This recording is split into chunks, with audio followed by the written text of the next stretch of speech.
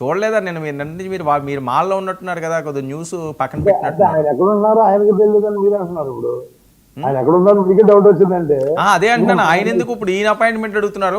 YCP నుంచి బయటకు వచ్చేసారా, సైలెంట్గా ఉన్నారా అని. వచ్చారు కదా. ఓకే, నేను ఏమంటానంటే ఇప్పుడు ఆయన ఎక్కడ ఉన్నారో మీకే తెలియలేదంటే ఆయన భీమవరంలోనే ఉన్నారండి. మీ పార్టీలో ఉన్నారా లేదా అని అఫీషియల్గా. ఆయన ఏ కార్యక్రమాల్లో కూడా పాల్గొనట్లేదు కదా, మీకు తెలుసు. కాదు, ఏం రిజైన్ చేశారా అని పార్టీకి దూరంగానే ఉంటున్నారు కదా. కాదండి, అఫీషియల్గా రిజైన్ చేయడం వేరు, దూరంగా ఉండడం వేరు కదా, రెండు అంశాలు ఇందులో. పార్టీకి ఎలక్షన్ అయిన తర్వాత నుంచి కూడా పార్టీ కార్యక్రమాలు పాల్గొనట్లేదు. ఆయన కొన్నాళ్ళు పాల్గొన్నాడు, తర్వాత నుంచి పాల్గొనట్లేదు.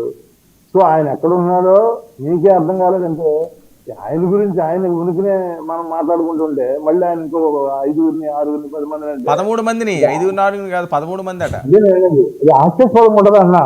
ఆయన ఎక్కడున్నాడో మనకు అర్థం కావట్లా, మీకు అర్థం కావట్లా, నాకు అర్థం కాదా. ఆయన ఇంకొక 11 మందిని అంటే ఏదో సామెత అంటే నాలో ఉన్న సామెత చెప్పకూడదు, అట్లా ఉంటది.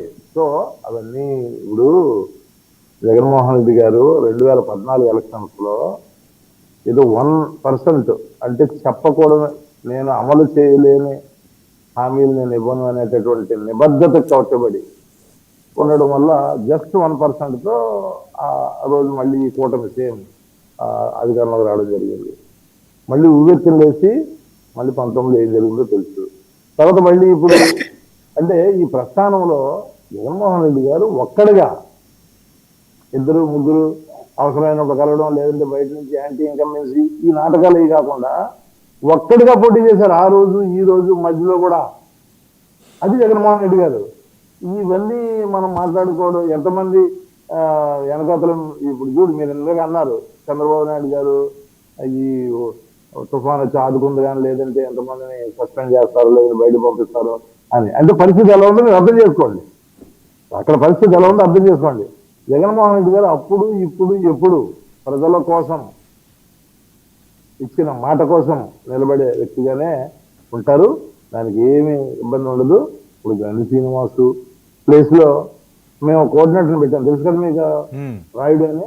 అవును, బ్రహ్మాండంగా చేస్తా ఉన్నాడు, బ్రహ్మాండమైన లీడరు. సో మాకేమి జగన్మోహన్ రెడ్డి గారు తయారు చేశాడండి. 150 మందిని ఎమ్మెల్యేలు చేశాడు, ఆ ముందు 67 మందిని చేశాడు, ఆ ముందు ఎంపీలు చేసి 10 మందిని, తర్వాత మళ్ళీ 23 మంది ఎంపీలు చేశాడు, 22 మంది. ఇవన్నీ ఒక హిస్టరీలో కొన్ని ఎమ్మెల్యేలని ఎంపీలని రాజ్యసభల్ని తయారు చేసిన వ్యక్తి అయినా నాలాంటి వాళ్ళని. అలా రాజకీయ నేపథ్యం ఉన్న వాళ్ళని లేని వాళ్ళని అందరినీ కూడా ఒక బ్రహ్మాండమైన ప్లాట్ఫామ్ ఇచ్చి బ్రహ్మాండమైన లీడర్షిప్ తయారు చేసిన వ్యక్తి అయినా ఇంకా ఎంతో మందిని తయారు చేసే ఫ్యూచర్ ఉన్న వ్యక్తి. వీటి గురించి మనం ఎంత తక్కువ మాట్లాడుకుంటే అంత మంది. ఎందుకంటే చరిత్రలో చాలా చూసాం కదా, ఒక ఎలక్షన్ కాదు, ఒక పార్టీ కాదు, ఒక రాష్ట్రం కాదు, ఎలక్షన్ జరుగుతూ ఉంటాయి, లీడర్స్ వస్తూ ఉంటారు, పార్టీలు గెలుస్తూ ఉంటాయి. నిన్న గెలిచిన పార్టీ రేపు గెలవదు. ఇవన్నీ మనం చూస్తూనే ఉన్నాం. ఎందుకంటే గొప్పగా 78లో 82లో తమిళనాడు రాజకీయాలు చూస్తే మీకు అర్థమవుతుంది. డిఎంకే కానివ్వండి, ఏడీఎంకే కానివ్వండి, 2 సీట్లు గెలిచారు, 2 సీట్లు. ఆ తర్వాత మళ్ళీ ఏమైందో తెలుసు.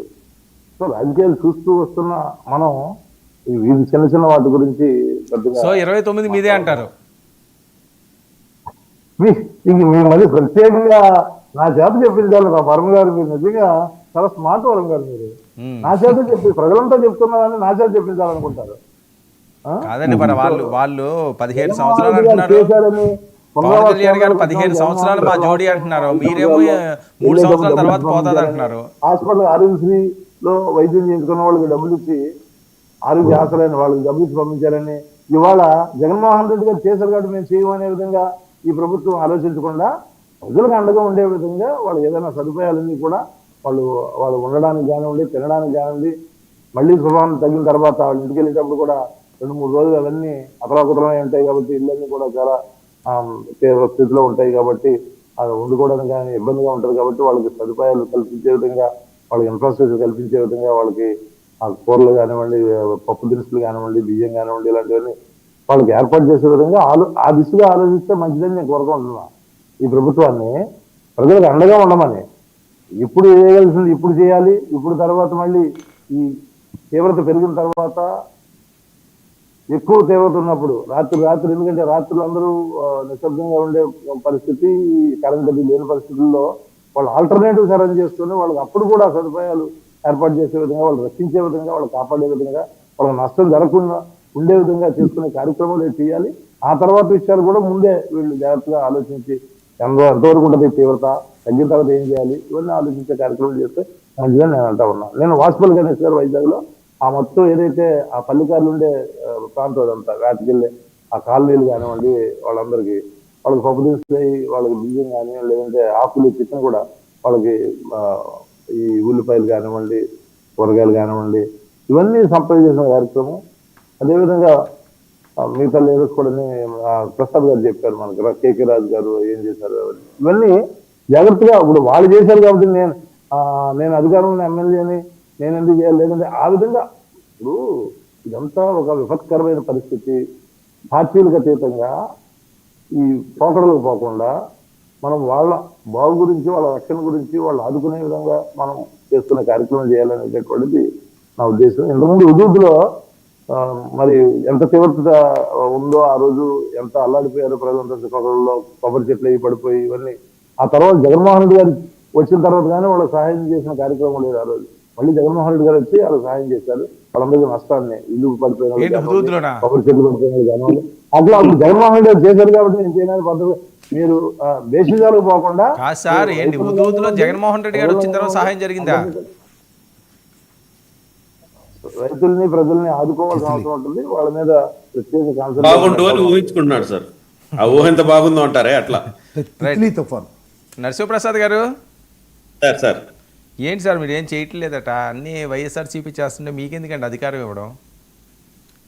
ఏదో సార్ పాపం మాకేదో వాళ్లే బాగుంటే మాకెందుకు ఇచ్చింటారు సార్ ప్రజలు, ఆయనకే ఇచ్చుంటారు. మళ్ళీ ఇచ్చిన తర్వాత మాట్లాడుతున్నా, బాగా చేసాం మేము. ఇచ్చిన తర్వాత మాట్లాడుతున్నాం. దేశాలకు బాగొద్దు, ప్రజలను దృష్టిలో పెట్టుకోండి తప్ప ఆ పార్టీ వాళ్ళు చేశారు కాబట్టి మేము చెయ్యం. ఓకే నరసింహప్రసాద్ గారు వైఎస్ఆర్సీపీ నుంచి ఒకటే చూడండి, వైఎస్ఆర్సీపీ నుంచి ఎవరైనా ముఖ్య నేతలు